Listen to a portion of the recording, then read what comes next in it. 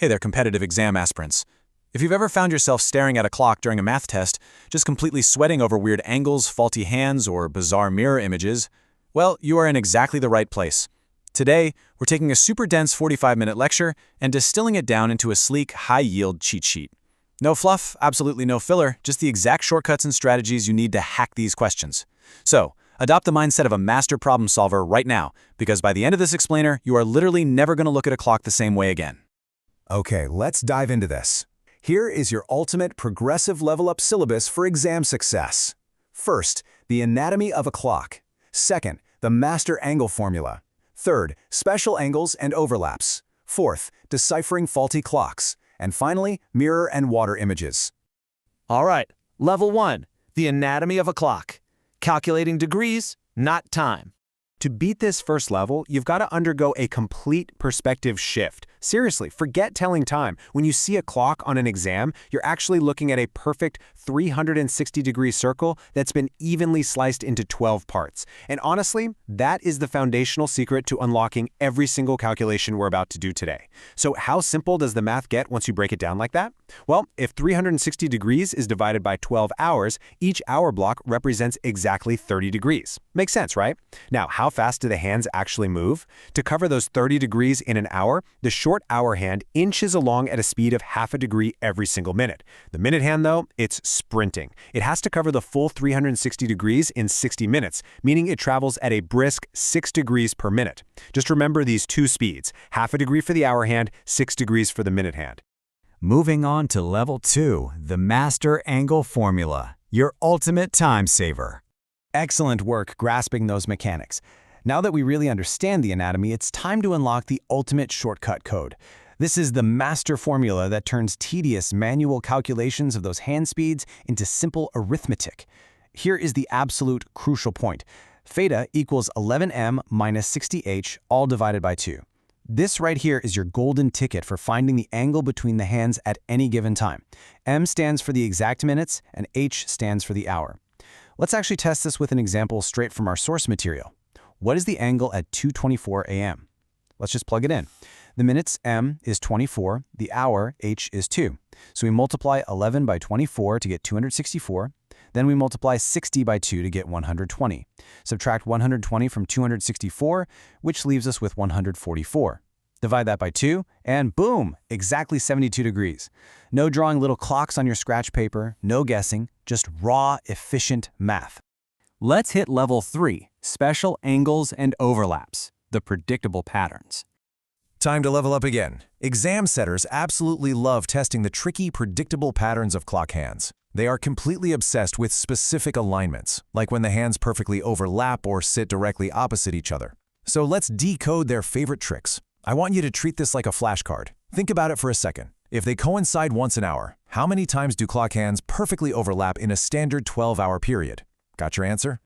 If you said 12, you just fell into the classic trap. Don't worry, it happens to the best of us. The correct answer is actually 11. Here's the massive catch you need to remember. Between 11 o'clock and 1 o'clock, the hands only perfectly coincide exactly at 12 o'clock. Those 2 hours effectively merge to produce only one overlap, totally stealing one occurrence from the standard 12.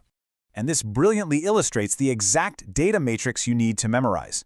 Seriously, take a mental screenshot of this right now. For 0 degrees, when they coincide, it happens 1 time an hour, 11 times in 12 hours, and 22 times a day. For 180 degrees, when they are directly opposite, it's the exact same pattern.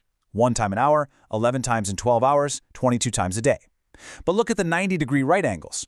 Because a right angle happens twice an hour, the stats literally double. It happens 22 times in 12 hours and a massive 44 times in a 24-hour period. Burn these numbers into your memory.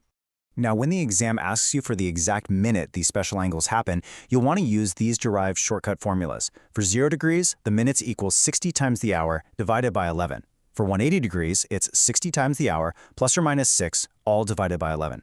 The golden rule here from our source, listen closely. If the hours between 1 and 5, use the plus sign. If the hours between 6 and 12, use the minus sign. And for 90 degrees, it's 60 times the hour plus or minus 3 divided by 11, which perfectly gives you the 2 separate times it happens each hour.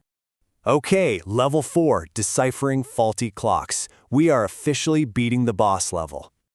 You made it to the boss level. Deciphering faulty clocks, the ones that mysteriously gain or lose time, is usually where most students completely panic. But I promise you, with the right framework, you are not going to be confused by this ever again. Let's start with a foundational rule of thumb to eliminate all that logical confusion. Faster clocks always gain, slower clocks always lose. Just think about it. If a normal clock travels 60 minutes in an hour, but a faulty clock travels 66 minutes in that same exact hour, the faulty one is moving faster. It's gaining time. If it travels 50 minutes, it's slower and it's losing time. So always identify the true speed first. Solving these takes just 3 super logical steps. First, calculate the total hours passed. Second, identify the gain or loss per hour. Third, apply that to the base time. Let's walk through a real example from the source material. Say a clock is set correctly at 8 a.m. It gains 6 minutes every hour. What time does it show when the true time is 8 p.m.? Step 1. 8 a.m. to 8 p.m., well, that's exactly 12 hours. Step 2. 12 hours multiplied by a 6-minute gain per hour equals a total gain of 72 minutes. Step 3. 72 minutes is 1 hour and 12 minutes. Add that to the true 8 p.m. time and your faulty clock shows 9:12 p.m. See, it's just simple step-by-step logic. Before we leave the boss level, you absolutely must know the true overlap time. In a perfectly functioning clock, the minute and hour hands cross exactly every 65 and 5/11 minutes. That's your golden number.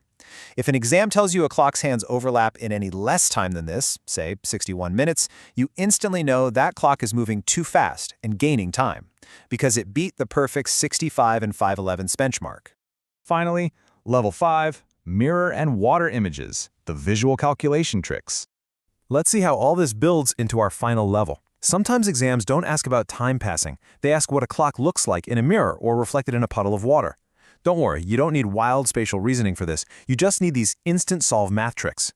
To find a mirror image, simply subtract the given time from 1160 or 2360 if you're using a 24-hour format. For example, the mirror image of 340 is 1160 minus 340, which leaves 820. Instant solve. For a water image, subtract the time from 1830 or 630. Now here is an absolute pro tip straight from our source. What if the minutes in your question exceed 30, like 540? You obviously can't subtract 40 from 30. Easy. Just borrow an hour. Convert 630 into 5 hours and 90 minutes. Now carefully subtract 540 from 590, and you instantly get the water image, 1250. How cool is that? Well, you are officially equipped to conquer any clock question thrown your way. But I want to leave you with the provocative homework question pulled directly from our source material to really test your new boss-level skills. If a watch's minute hand perfectly crosses the hour hand exactly every 61 minutes, exactly how much time does it gain in a full 24-hour period? Use your true overlap benchmark, calculate the difference, and let that math really sink in. Keep practicing these structures, trust the formulas, and I'll catch you in the next explainer.